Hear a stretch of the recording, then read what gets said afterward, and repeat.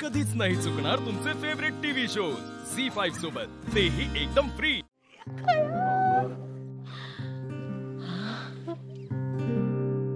Madam, यावर पण एक सही लागेल। हो, या बघा, या सगळा सामान आमचा नाही, या का घेऊन जावं तर परत।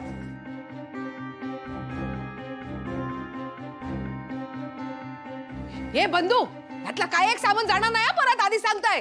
तो माणूस काय बोललो ऐकला नाहीस काय? हा, चारूच्या बाबांनी दिला ना, तर मग तू काय होतसा कशा का ठेवता? हा, घे ना गप। माका सांग, कोणत्या अधिकाऱ्याने दिलेला हा?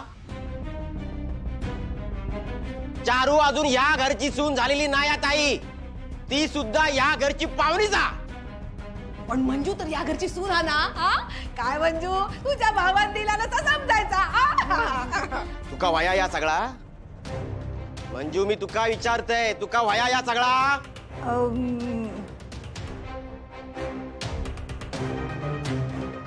या बघ मंजू, आपल्या लग्नात दादाने आईने तुझ्या वडिलांका नारळ आणि मुलगी एवढाच द्यावा असा म्हटला होता। त्यांचा शब्द मोडणार असस तू? तसा असत ना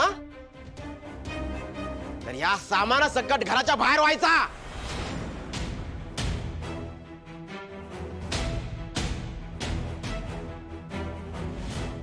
ह्या बघ बंधू, चारू आणि श्रीनूचा लग्न ठरलाय ना, हा, म्हणून तिच्या बाबांनी या भेट म्हणून दिलाय असा समज। हा, मग तर अजिबातच नको, कारण जे लग्न कधी होणारच नाहीये त्याच्या नावाने भेट का घ्यायची? हो ना? श्रीनू, तू काय बोला नको। हे लग्न पण होणार आणि हे सामान पण कुठे नाही जाणार। हा, हो का?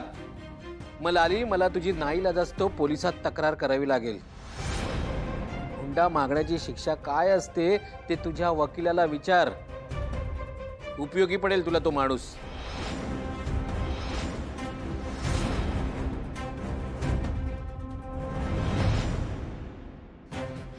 अच्छा, म्हणजे आता तुमका माका पोलिसात देऊचा? हा, हातात बेड्या ठोकूच्यात काय?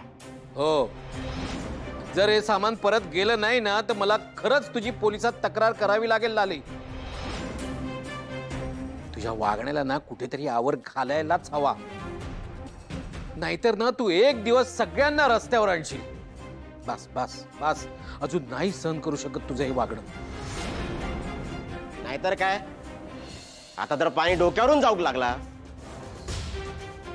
मंजू, आता तुम्ही दोघींनी मिळून ठरवा, या घरात या सामान राहणार तुम्ही।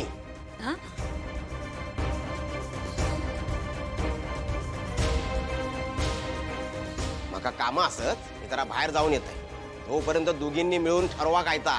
मी येईपर्यंत काय तो निकाल लावा, नाहीतर मी परत आल्यावर काय करेन या तुमका वेगळा सांगायची गरज नाही, कळला मा?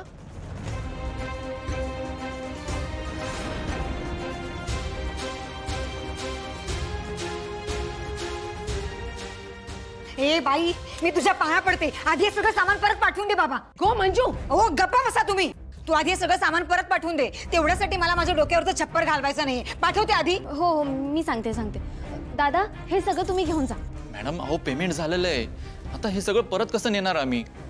आणि नंतर तुम्ही म्हणाल की हे सामान आम्हाला पुन्हा हवंय तर दुकानात येऊन घेऊन जावं लागेल। आता पुन्हा होम डिलिव्हरी मिळणार नाही तुम्हाला। ऐका मॅडम, तुम्ही हे ठेवून घ्या सामान। बरं, माफ करा मला, पण हे घेऊन जा, तुम्ही सगळं घेऊन जा। चला रे, उचला हे सामान। नाही नाही नाही, कुठेच नाही घेऊन जायचा।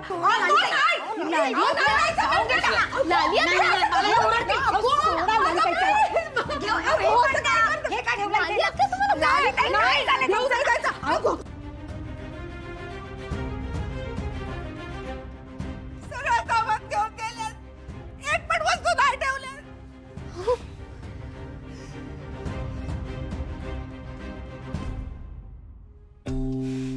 आता काय करू मी? माझा हा प्लॅन पण फसला। आतापर्यंत श्रीनू माझ्या बाजूने असताना तर मला बाकी कोणाचीच गरज नव्हती,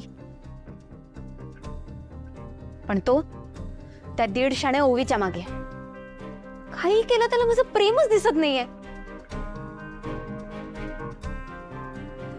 मी पण त्या लाली आत्यांना पटवण्यामागे माझी एनर्जी वाया घालवते ती वेगळीच।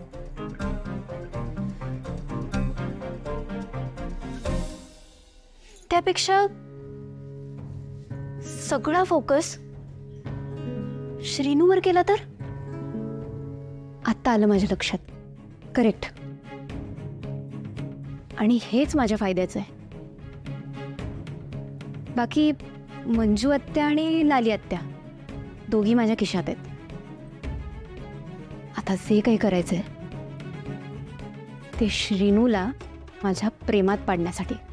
आणि प्रेमाने नाही मानला तर दायची सारखं त्याचं सुद्धा नाक दाबायचं.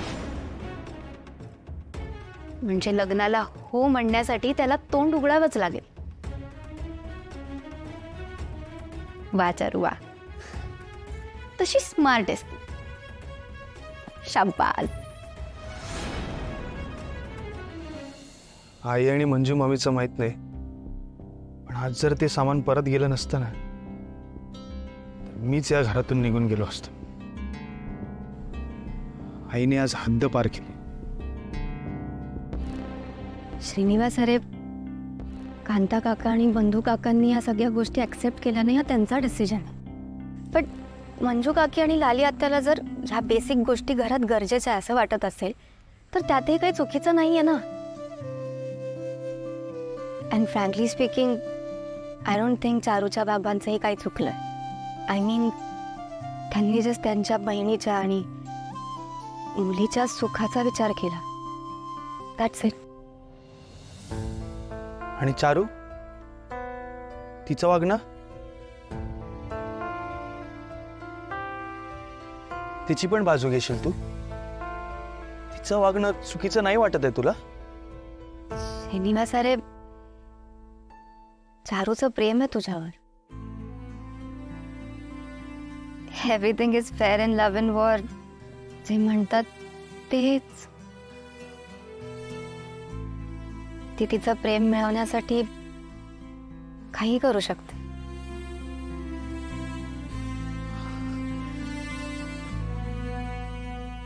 मला कळत नाहीये ओवी, एकाच परिस्थितीत तुला सगळे कसे बरोबर वाटू शकतात?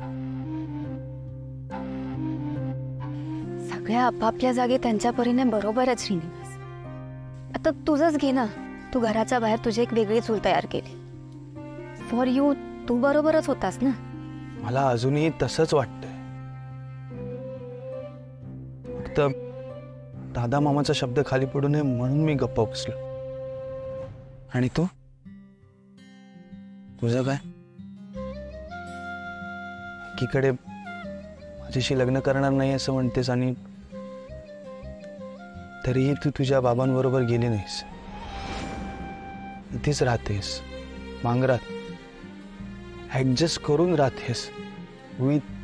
तुझं वागणं सुद्धा तुला बरोबरच वाटत असेल ना, हो ना?